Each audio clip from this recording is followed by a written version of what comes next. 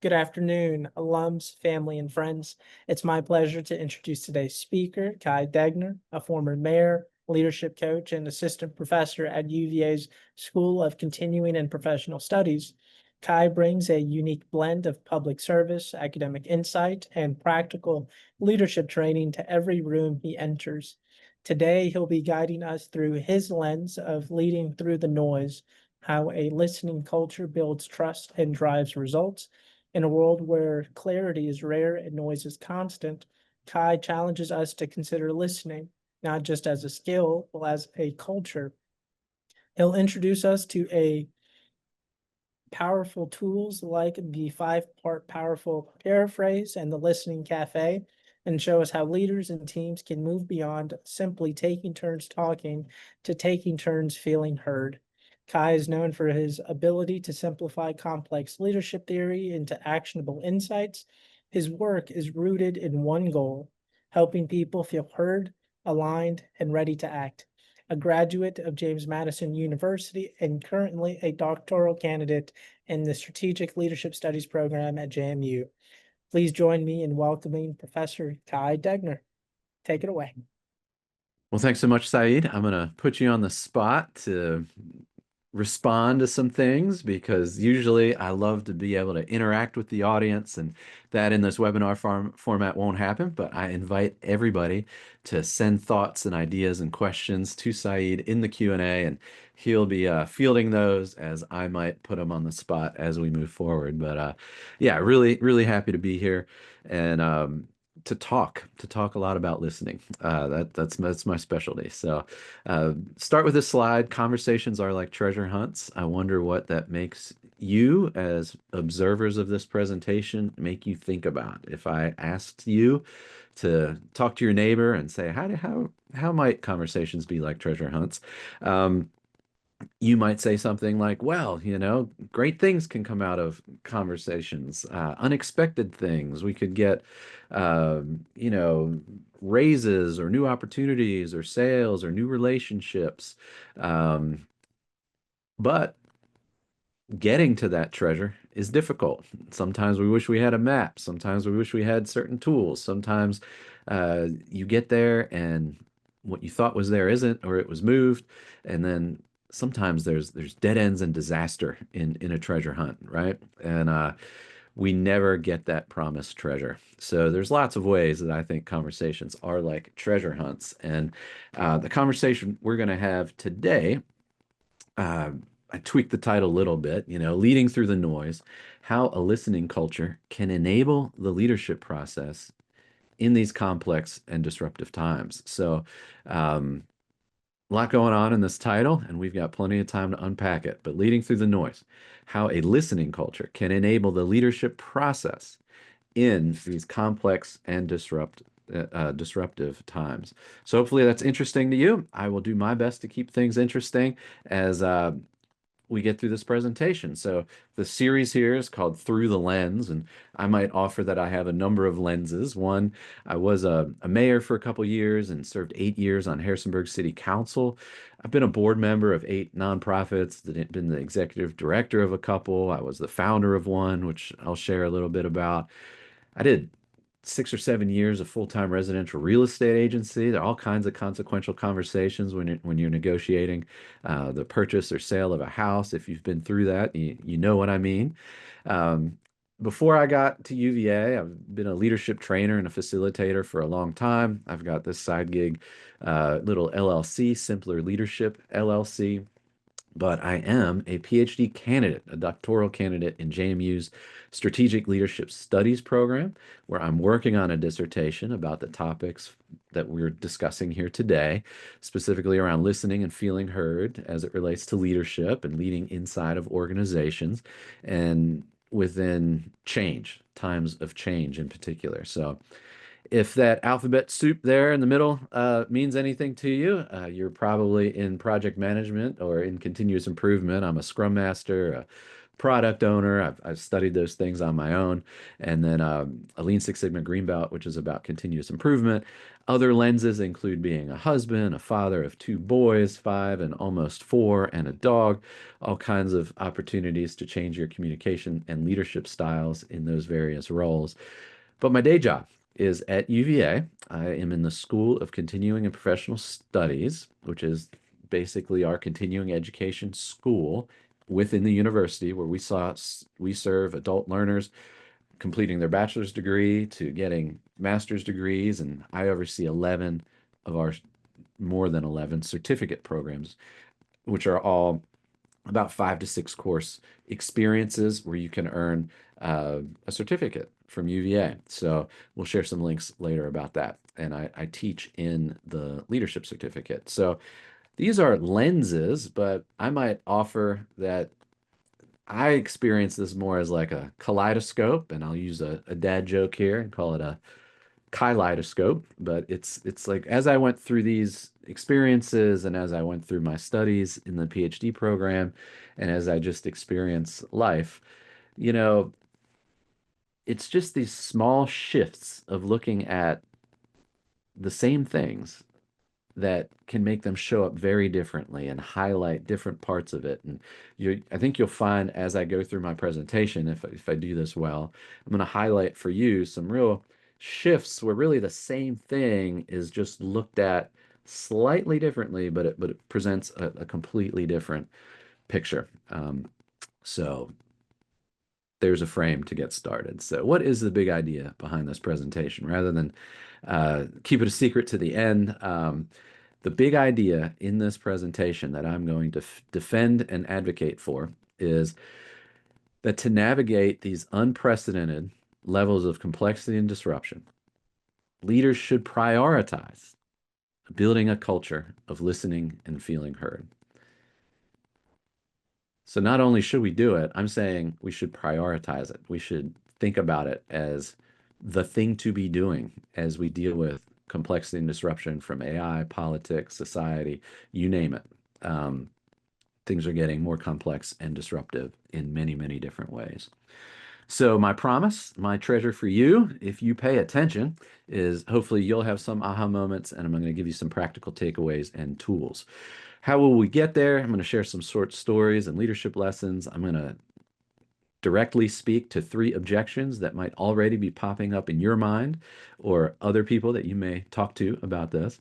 And then I'll share these practical tools throughout. So what are the 3 objections that I'll address here later in the presentation? The first one is, listening isn't leadership. That's not what I think about as what leaders do. And you know what? Culture isn't my job. Shaping my organizational culture is not my job. And especially in these crazy times, nobody has time for this. All right. That's the first objection. Second objection is I don't know how to create a culture of listening and feeling heard. So that's where these tools are going to come in, and I will remove that objection and um, build your confidence to get working on this right away. The third objection that I'll address is, Kai, are you saying we just listen all the time? People are going to think that's a waste of time and too slow. And I'm going to talk about that pretty directly. But let's start in 2003. This is when I was a senior at James Madison University. That's me standing in front of our dining hall, and I have a fistful. I don't know if you can tell in this pixelated picture here of these orange strips of fabric. I'm holding one here in my hand. I just went to Walmart, got fabric, cut it up, and started handing it out to people and said, you know what? We need to start talking about the things that we care about more. And it's sometimes harder to bring into conversations the things that are most important to us, the things we want to change, the things we want to raise awareness about. So we started offering people these orange bands to put on their backpack and say, hey, you can take this orange band and use it as a conversation starter about this topic that you might want to bring into conversation. And we would combine these distributions of orange bands with a week or 2 weeks of forums and events. That would be like civil dialogues where you'd get, 2 or 3 different perspectives represented to talk about something in the news. The first week that we started handing out these orange bands, 2,000 people took them on campus. And by the next semester, there was sort of this brand around Orange Band, which was, civil discourse, talking about things that we care about, and doing it politely. And this idea came up of like, what's your Orange Band? What's the issue that you care about most, that if you had the opportunity, you would raise awareness about? And you can imagine the social issues, the political issues, local, national, international issues that are on people's mind. Some people want to raise awareness to certain hardships that they've experienced, whether it's certain types of cancer or things like that, or certain life experiences. And um, it was a really cool initiative, Orange Band, and uh, it really captured people's imaginations. The forums that we did would again always have different people represented, and let me. Whoops. Oh, it's skipping to the C-SPAN forum that we did a year after we started. We had uh, four or no, three fellow JMU students who had returned from fighting in the war in Iraq and were willing to share their story as student veterans.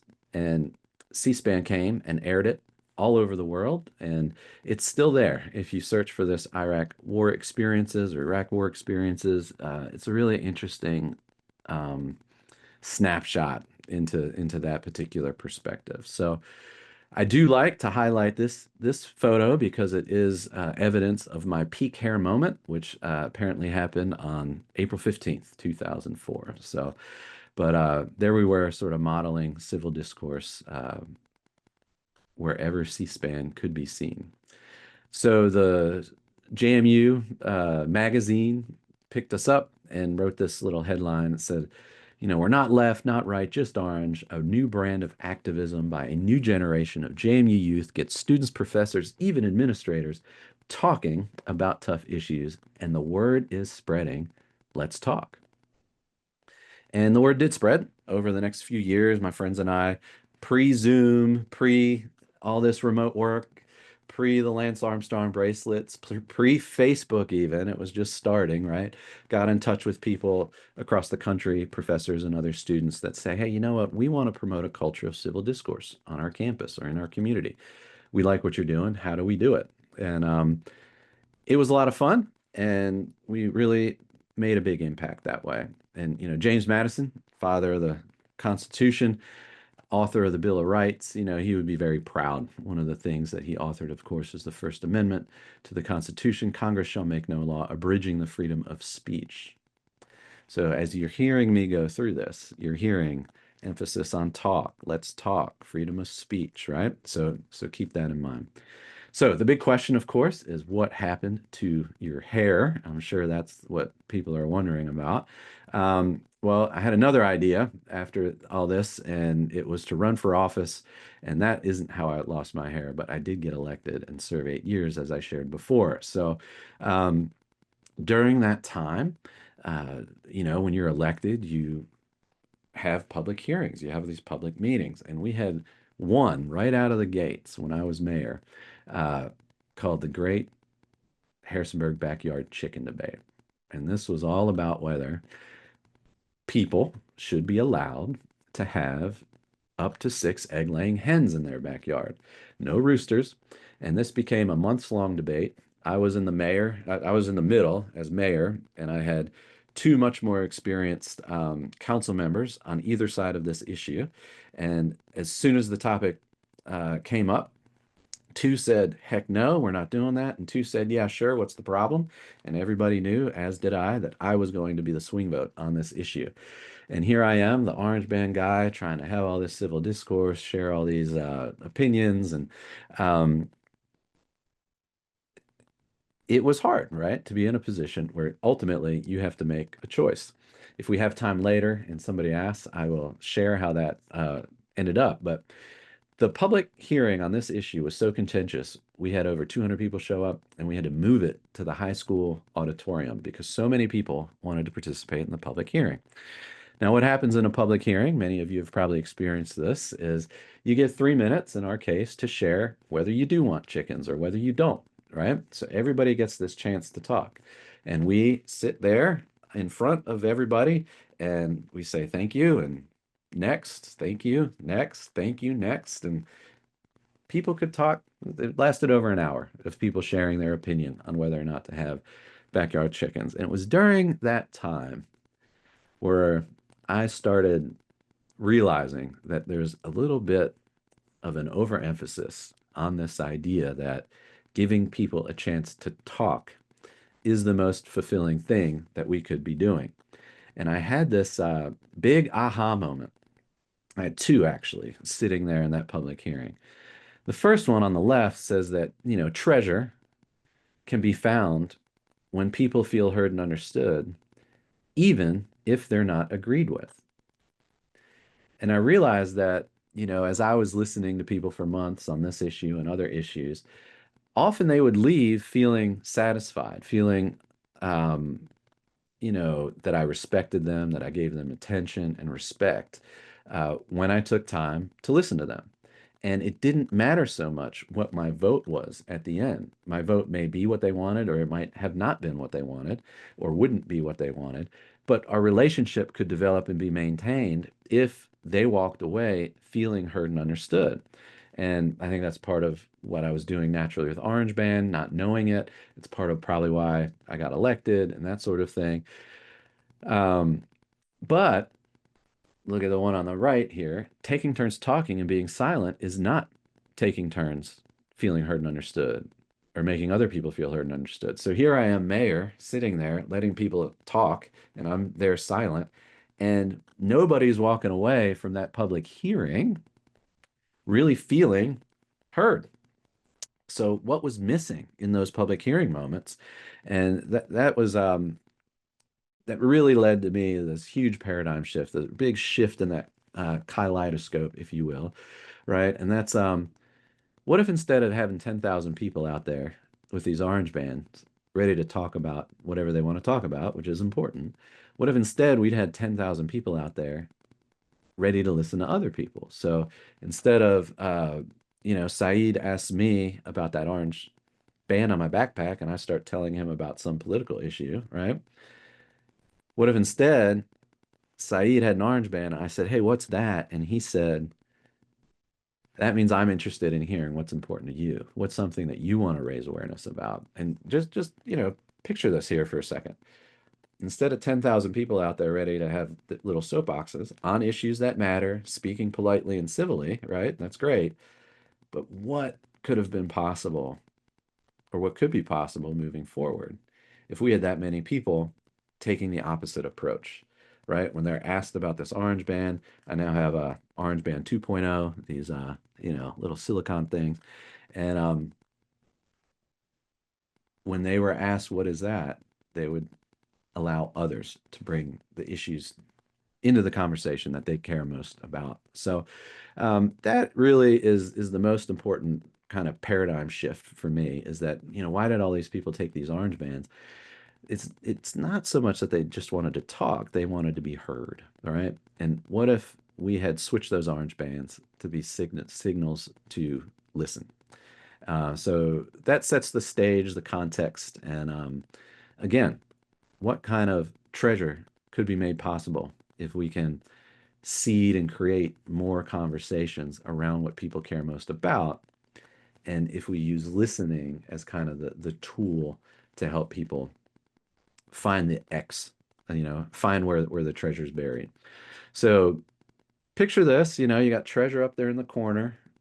You've got somebody here in the bottom left that wants to start a conversation. Say, hey, I want to talk about something. I want to bring a topic up that I care about, right? Well, how does that usually go? Well, number one, the path to have a clear conversation has a lot of obstacles in it. And we can think about lots of different obstacles. We can think about time, space, remote work is getting in the way. We can talk about, bias, racism, sexism. We can talk about, digital communication having problems with it. We can talk about relational issues. We can talk about uh, a sense of fear or something being at risk in even starting the conversation. So there's lots of things that get in the way of what I'm going to call people having voice, people even wanting to speak up. So one part of feeling heard is you got to speak up. So what's in the way of letting people speak up, is something for us to think through.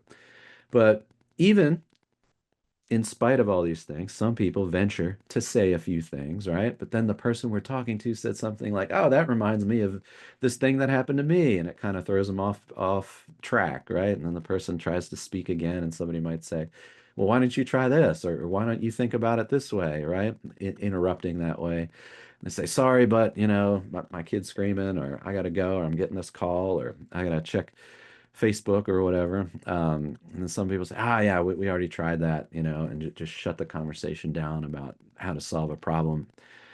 Sometimes people's sarcasm or jokes can get in the way of making people feel like they want to continue this journey on this presentation.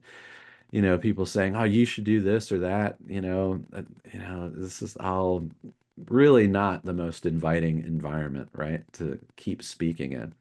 If nobody's asking you follow-up questions, that can be discouraging to move forward. And then kind of the universal symbol of not listening these days is looking at the smartphone, right? So uh, this does not seem like a great environment to be speaking about the things you care about most, or to be vulnerable in, or to create a feeling that you're being included, or to lead to innovation and all these other things that we want to do. But unfortunately, if I'm in a room presenting this and I can see people, they go, "This looks really familiar. This is more of the norm of interaction than it is the exception." So let's think about, what are these costs and possibilities? What is in that treasure box? The cost of no listening, or bad listening, or less listening is miscommunication, conflict, turnover, lost business, lost relationships, wasted time, wasted money, missed opportunities, injury, or worse. What are the possibilities when we do listen? And we've all had these experiences of being listened to really well, or listening well ourselves, right? And what happens then? We create trust and clarity. We establish a sense of dignity. We can foster creativity, confidence, respect. We learn things and teach other people things. We learn to understand. We can create sales and meet other business goals. And here's the big secret, and the big treasure, right, is when we make others feel heard, they may be open to making us feel heard ourselves. So that's kind of the ultimate outcome here, right? So research aligns with all these outcomes here on the right, of what listening can predict. So, and that's what we want in these conversations, is these good things and avoiding those less good things. Uh, I realized, in the weeks after that chicken public hearing, that, we're not really taught advanced listening skills. And since I've been in the PhD program, I started reading about the history of leadership research and then communications research. And the whole communication academic field of study for the long time was called speech communication. You know, 80% or more, probably more, is all about speaking, persuading, crafting your message, right?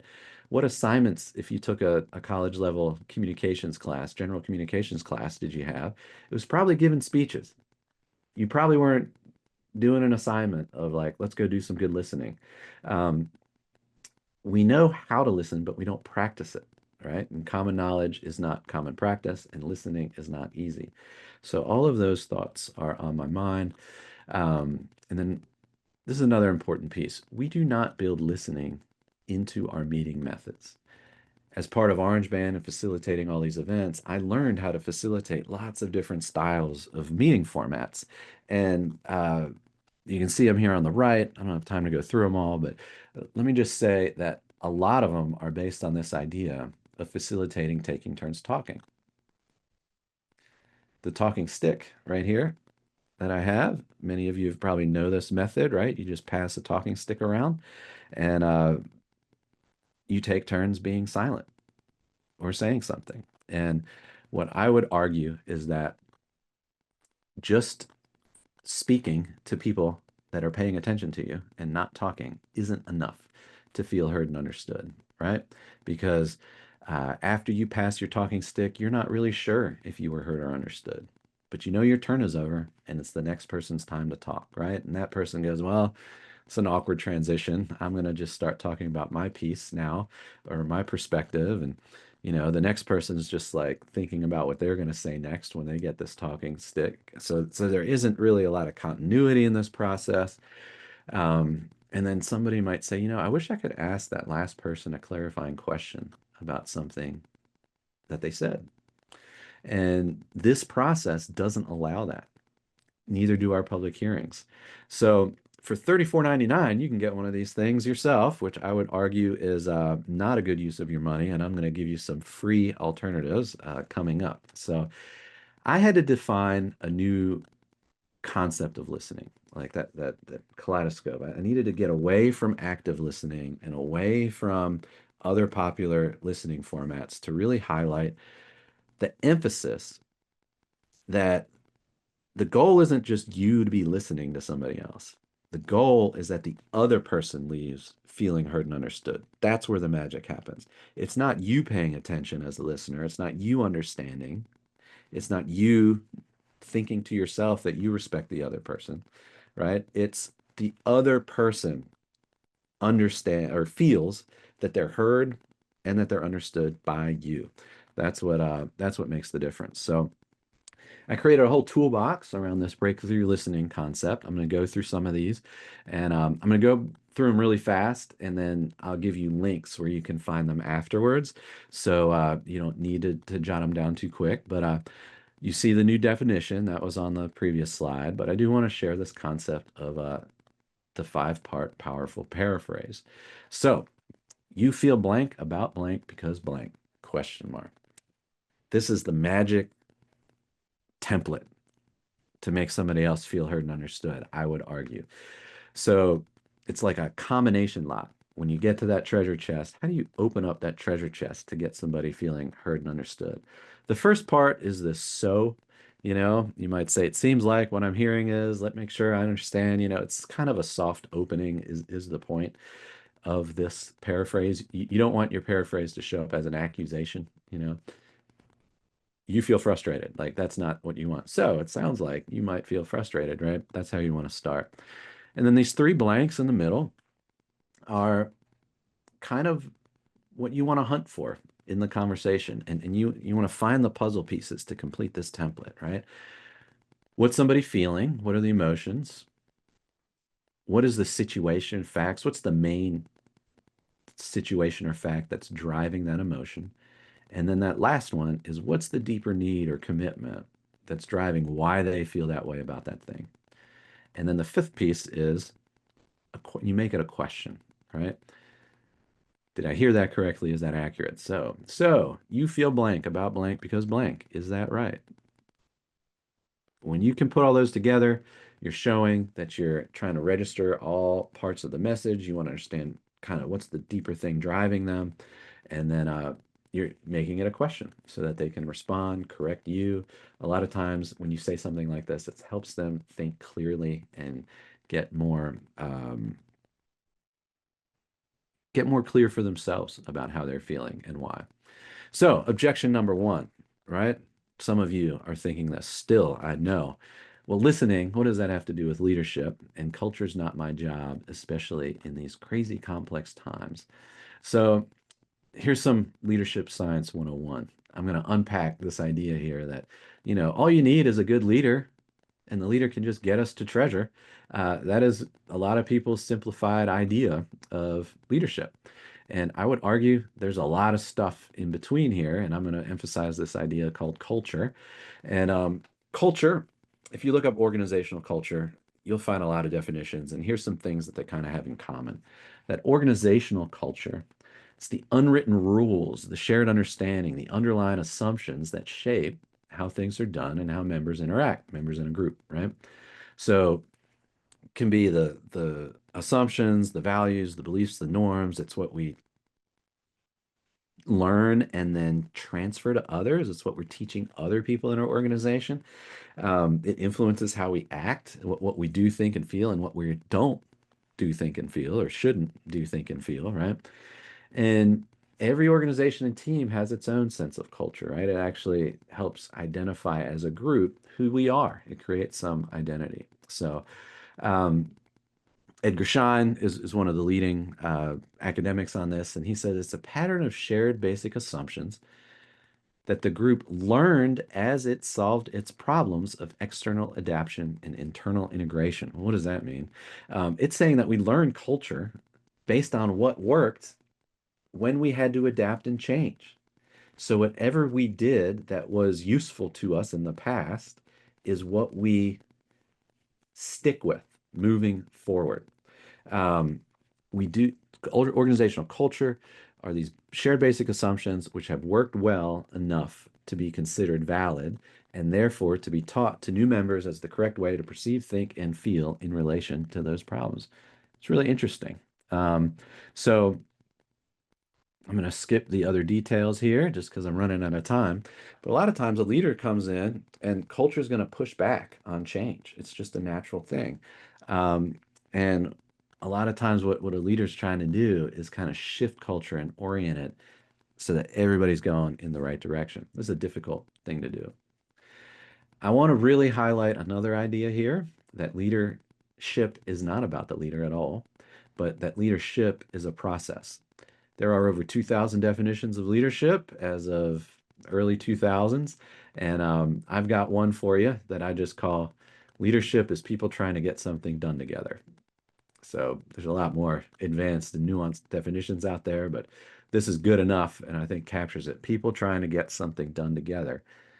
And this doesn't happen with just one leader, right? There's a process. Barbara Kellerman has this golden triangle of leadership. Yes, leaders are one side of the triangle, but it's the situation is another part of it. We don't lead the same way in all situations and all contexts. What we might lead, what we might do in a predictable world where things aren't complex and things are simple, might be different than how we need to lead in this complexity and disruption. But the third piece is the followers. We have followers that make up this leadership process triangle, and all of this is happening inside of the culture. Um, Fairhurst actually defines leadership as like if you want to define leadership, if you wanted to put it in a bottle and like capture it and study it, you would have to look at the interactions and the communication that people have with others. That is where leadership lives. That's where it shows up, and that's where it's enacted. If there isn't interaction and isn't communication happening, there's no leadership happening. So as soon as we talk about communication, though, we have to introduce the idea of miscommunication too, which we'll get into a little bit. But uh, in a world where interaction and communication is the leadership process, right? Listening is obviously part of leadership. So hopefully I've uh, covered this first objection.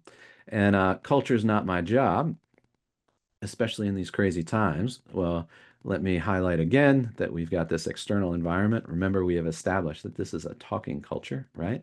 And then lots of organizations, they want to add their culture in. And we want a culture of production, innovation, safety first, inclusion, learning, move fast and break things, right? Those are all ideas of culture. And any choice you make is consequential about how that organization is going to show up.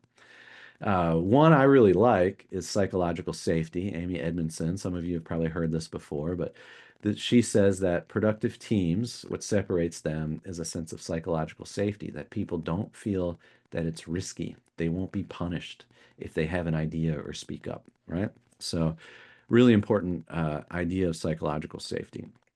So the big idea again for me is that in a world where there's a talking culture, we want to separate ourselves with a culture of listening and feeling heard. So culture is part of your job. We're all a part of it. But then what does this have to do with our complexity? Well, there is a complexity leadership theory. So let me explain about complexity leadership theory a little bit. One is that importantly, disruptions are opportunities for change. So what we're experiencing right now, when there's disruption through AI or politics or whatever else, that's a chance for change because the systems loosen. What do I mean by that?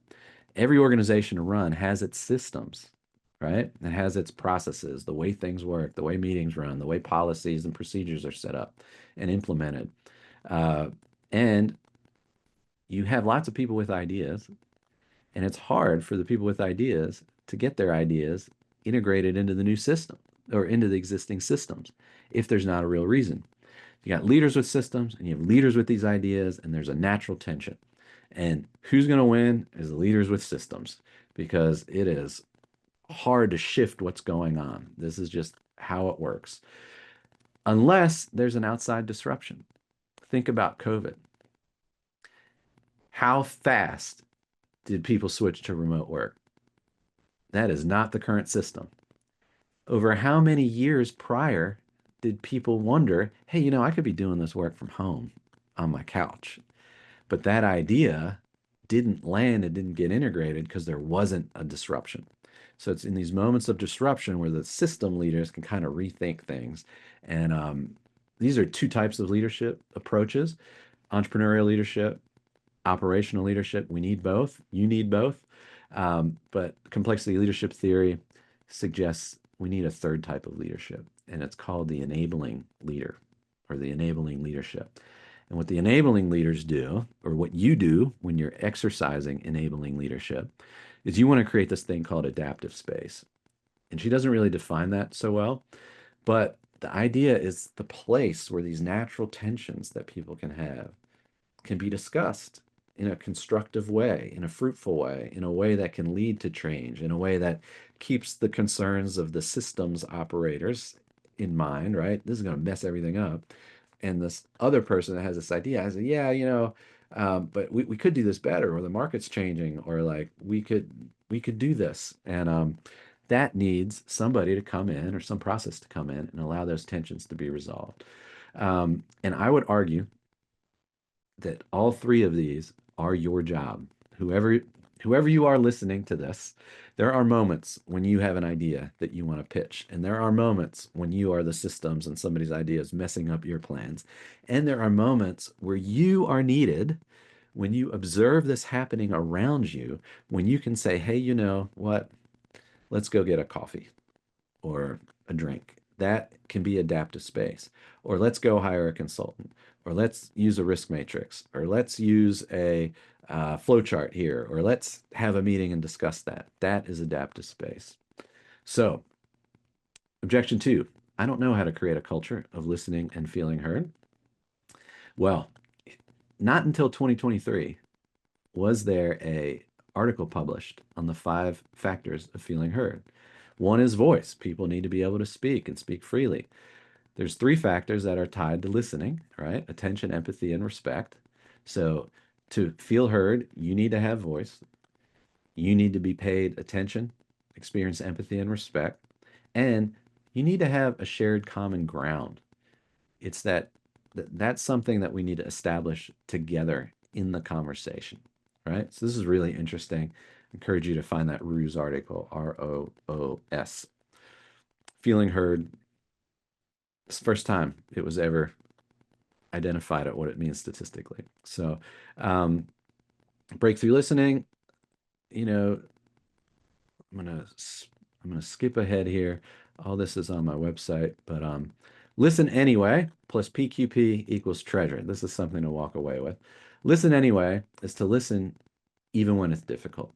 Listen even though I'm just talking at you. Listen even if you don't like the other person. Listen even though their Zoom video isn't working. Listen anyway.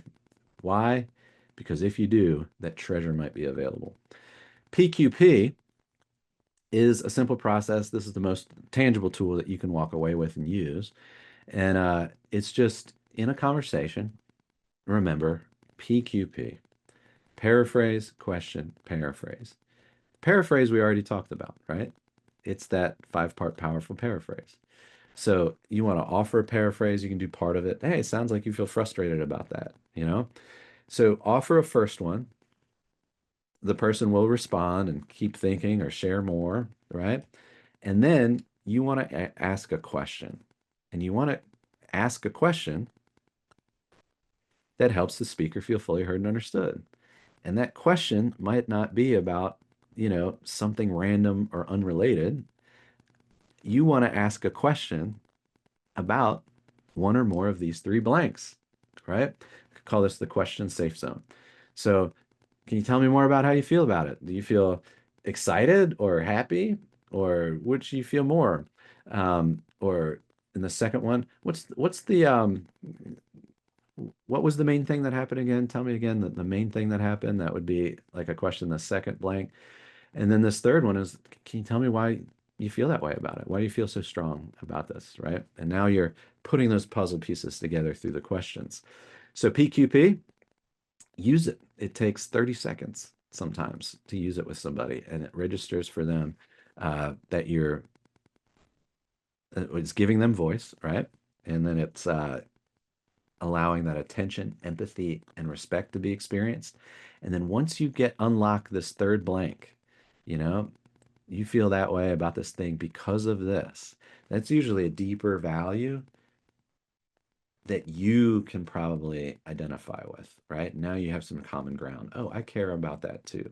Think about political debates. Once you can get a little bit below kind of the stated position on a big hot topic and get at like, what are you really concerned about? Oh, safety, fairness, um, dignity of humans, as soon as you get there, usually people uh, can connect together and have some common ground there. So, this is Saeed being on the spot. Saeed, what does this make you think about so far? What's your reaction? Uh, I don't know. I probably the hardest part is when you talked about introducing the PQP, that formula, even if you don't like them, even if you don't like what they have to say. Uh, and I just keep coming up with that trust piece. Like, you know, I tend to believe that I'm a pretty good listener, uh, but sometimes it can be challenging. Yeah. Uh, and so being able to utilize these tools uh, can not only make me a better listener, uh, but also gives them a chance to listen based on the way in which I'm choosing to listen to them. So it's a lot of information, truly. Yeah. So sounds like you feel a little bit concerned about using PQP. In a way. And I'm also just asking myself, is the treasure really worth it? Uh, and so So that's what do you think makes you most concerned about using PQP with somebody that you don't trust? um what is their treasure? Uh, Trying to figure out what's their point. What advantage are they wanting to have over me? Are they doing this because they want something from me when I'm trying to just do the right thing in that sense? So Uh, sounds like you're a little bit worried about using PQP with people you don't trust because they might take advantage of you, or they might have nefarious goals. Is that about right? in a sense, in a sense. Yeah. Well, for the audience, I just quickly went through this PQP process, right? I asked, search, thank you, Saeed. I said, so you feel a little bit concerned about using PQP, and I just left it there. And then he shared more. And then I asked, why do you feel that way about it? And then we got to a deeper point, right? This idea of like, these people might be taking advantage of me, or something along those lines, right? And we got a little bit closer, and if we had more time, right, we could really unpack that and um, have a deeper conversation about it. So um, let me switch topics real quick in a little bit of time that we have left. Pop quiz. How many workplace meetings happen in a typical day? I play some Jeopardy music, maybe. I'll just give you the answer. It's estimated pre-COVID that there were 55 million workplace meetings in a day. Now, let me ask you, how many of those meetings do you think people leave feeling heard? Everybody in the meeting, I would say not very many. Probably not over half, right? Maybe 20%. I don't know. Where everybody in the meeting feels heard and understood, uh, that might be hard. So I'm going to introduce to you now, how do we add listening to meetings? And I call it the Listening Café meeting method. And this is about taking turns listening or being heard, not just talking. And this is similar to the talking object. It's just instead of buying this $35 thing, I go to Michael's and buy a 35-cent like wooden star. I don't know if I have one here. And there'd be a prompt. Go ahead. Uh, Measure of unit 55 million. Question in the Yeah. Q&A per capita. In the US, in the US on a typical workday pre-COVID, somebody did a study on trying to understand how many workplace meetings happen in a day.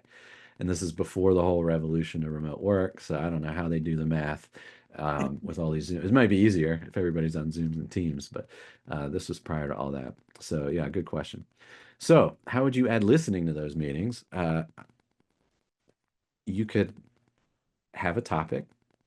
Somebody is the star of the conversation, right? Say Saeed's the star, and he gets to share his piece. But instead of him just stopping talking and then me starting to talk, I use the PQP on Saeed, right? And then he keeps the talking object, like a 35-cent star from a crafts shop or something, right? And then the next person also does the PQP with Saeed, perhaps. And then, if needed, maybe even a third person is doing the PQP with Saeed. Notice what just happened. It's not just he had a chance to talk, it's that the three other people in this scenario here let him have a turn feeling heard and understood. And it's only at that point, maybe, that the next person becomes the star of the conversation. And then other people take turns doing this PQP. This is powerful. It's very different. It seems simple, but it is so counterintuitive that people get tripped up all the time. If you go to a link I'll share later, you'll be able to see a little video where I explain this process. So an ideal listening round would be that everybody in the conversation had a chance to be the star. And you can change this around and use it with different size groups and those sorts of things. Check out the YouTube video that's on the webpage that is shared. So one thing, if you're wondering, oh, this is going to be really slow, you can just have one person in the group do the PQP with everybody. That lets it go a little bit faster. So more on this in the video on the website. Simplerleadership.com is my website. So objection 3, just listening all the time. People will think this is a waste of time and too slow. Well, do some math. I want you all to think about how many people are on your team or the teams that you work with. And if you just had 6 people on that team, there'd be 15 lines of communication between everybody on that team. If you had 10 people on that team, there'd be 45 lines of communication. You might call these lines of miscommunication, right? So the way to get to that number is you take how many people are on your team, multiply that by 1 fewer, and then divide it by 2. So 6 times 5 divided by 2 is 15. If there's 50 people on your team, it's over 1,000 lines of communication. Think about all the opportunity for things to get wrong here. Now, you've all played the game of telephone. Let's say a message goes around this circle, and every time that message is communicated, those 2 people would get an A grade. They get a 90% grade. That's an A in my class for how well they communicated with each other. They felt heard and understood. Everybody got the message at A level. Well, when that message gets transferred 5 times at an A level, what kicks out the other side is not A, because you need to multiply that together. Multiply 0.9 times 0.9 times 0.9 times 0.9 times 0.9, and you get a failing grade. So what does that mean for us? We could all be A-level communicators with each other on a team and still have failing grades, just as that message gets communicated between a few other people. And that gets in the way of us achieving what we want to achieve, right? So I want to say that talking and listening is a false choice. I'm not saying that we only need to listen. I'm saying that we need to find the proper balance, and we are out of balance. We are out of balance in our culture, in our meeting methods, in what we're taught. it's weighted towards people talking and taking turns talking. And I'm arguing that to get beyond this type of experience and to have more people feel included and have voice and for us to reach our treasure, we need more listening. And that means you could bring just some PQPs and listening cafes when you talk about your risks or your priorities or your scrum teams, right? I'm not saying you need a whole nother set of meetings. Just add a little, sprinkle a little PQP in there to get all of these good things. So uh, I'm going to leave it there, I think, and turn it over to Saeed and others with questions. And as you think through that, I hope I've convinced you that to navigate unprecedented complexity and disruption, leaders should prioritize building a culture of listening and feeling heard. And the free stuff is available for you in just a second. One, you could take a class with me at the School of Continuing Professional Studies. You could take my Foundations of Leadership class. If you want to learn about all our certificates, you can look at the search just UVA SCPS, School of Continuing Professional Studies. You could send your teams and organizations into our programs. We also have training, and you can support, you could donate and support our Career Catalyst funds, which allows people to get training and go through these classes. And then my shameless plug is I offer my training, facilitation, and coaching at simplerleadership.com. That's also where you can find videos and resources for PQP and the Listening Cafe. So I want to thank you for listening, and I will turn it over to Saeed for any questions or closing thoughts. I'm just gonna say, Kai, thank you so much for coming and speaking with us here today. And that I just realized you PQP'd me essentially, and I didn't realize until after that it was over that it's in a way very uh, disarming in that sense. Because here I am talking about all the fears about other people's perspective and views and purviews, and we got a question in the chat. Uh, Individual you may be familiar with, Neil, who had done some work with you at JMU and now here at the SCPS school, discusses how do we send this forward to a larger audience in a society where this is so very much needed today. And I know that's a little bit broad, but in the sense of like, culture and like doing the PQP and even my own personal experience with it of you doing it to me, disarming me, allowing it to be more so happening in a trusting relationship or environment just by taking the action of doing it. But that was a question that came up. I feel you, Neil. It drives me nuts that, I just feel like if we had a listening core, like AmeriCorps or something like that, or Peace Corps, of just people that could be in their communities, and when something major happens, like I think about like 9/11 after that, right? What if we had thousands of people trained up on this process and then could like go to their local cafes or their friends or their existing meetings, committee meetings, their workplaces, and just have a little reflection? Could we do that could we have been doing that during COVID? I led some listening cafes. I want to get this idea out there for sure.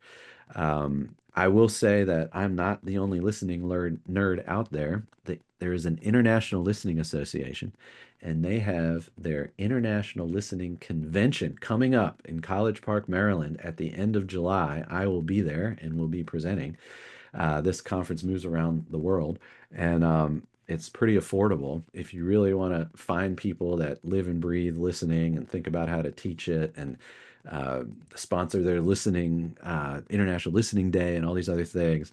It's a great crowd. It's a good action-oriented crowd. Go to listen.org and you can find that. But I want to support this culture change. Getting this listening cafe out there, having people practice PQP is what I want. I'm just put up that Simpler Leadership website and put all these things up there last night for this presentation. Feel free to try it, practice with it. I think Saeed's reflection is really important, that when I did it, it seemed natural and it didn't seem like I was following a script.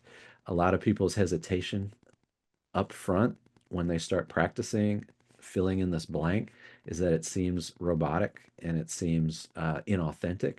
But with practice, it can be very natural and happen very, very quickly. And I'm not saying that you don't want the conversation to shift to like the decision that needs to be made or whatever action or response is needed. What I'm saying is insert a little PQP in there to make sure you're not miscommunicating and that the other person feels heard. And that's going to allow the rest of this stuff to be the pursuant actions, right? To be not wasted time and not wasted energy. I love that. Uh, Here, let's see if we got a few more questions in the chat. We'll try to give it two more. Uh, I think that one's a good one. Thank you so much, Stefan, for putting that in the chat. Kai, you focus on the dominant culture of speaking rather than listening, but what about quieter people who rarely speak? How do we encourage them to practice PQP and ensure they feel heard? Yeah, so one is introverts, if you want to call it that.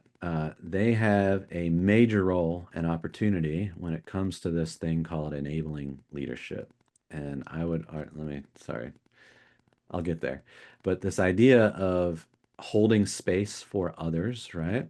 Of allowing others to feel heard is a great role for somebody who's introverted that is comfortable in sort of asking questions and inquiring of others what are their thoughts. A lot of times an introvert isn't ready to blurt out their idea.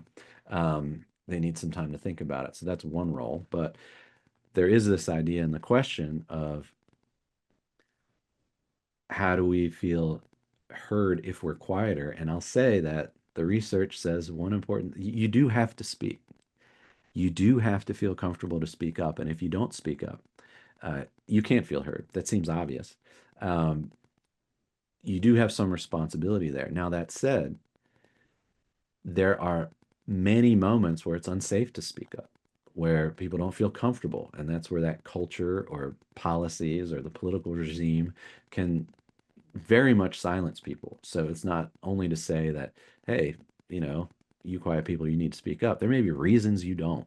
There might be you're not feeling included, you're not feeling valued, you're not feeling psychologically safe, and that isn't only on you, right? That's about everybody around you being part of it. Now, if we can shift the norms and culture by having a meeting method that is about PQP that can break down this idea that the extroverted person that can talk the loudest first is usually the only one included, right? If we can incorporate PQP through like a listening cafe method, that would help, right? That would help somebody who's more quieter to have some space, to think, to have some space to feel heard, and to be centered on. So that's I hope addresses the question a little bit. Yeah, I'd love to have more of a back and forth about it. I hope that people take you up on your invitation to Maryland. Thank you so much for your time today, and I hope individuals in the chat take a look at the recording and share it out to individuals, as this will be going on to our YouTube channel of the Office of Engagement. We're so thankful to have you here, and the fact that people were very engaged, and you utilized PQP against me as well, and saw it in practice from real firsthand experiences. And that's our show. I've never ended it that way, but thanks so much for everyone being here. And Kai, thank you once again. Yeah, thanks for listening and for your leadership.